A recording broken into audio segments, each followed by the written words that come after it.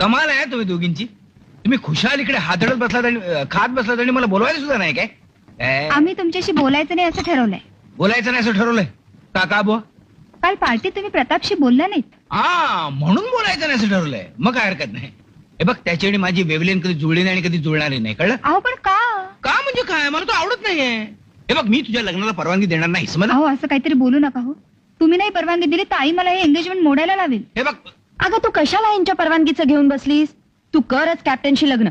मस्त रुबाबदार आहे, हँडसम आहे. स्तुती?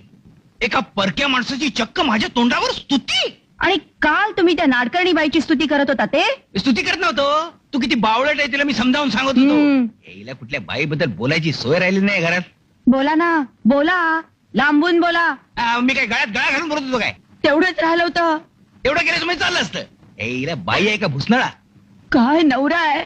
बस बस बस.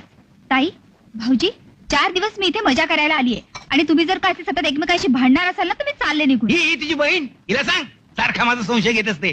तुम्ही वागताच तसे. वागतात त्याचे. तू जर अशीच भांडणार अशी ना तर मी खरोखरच कुठल्या तरी बाईच्या मागे निघून जाणार सांगून ठेवतो तुला. जा ना जा, हा. जाऊन तर बघा. हा. नाही लाटणं घेऊन तुमचं टाळकं शेकलं ना तर नावाची विज्जू नाही.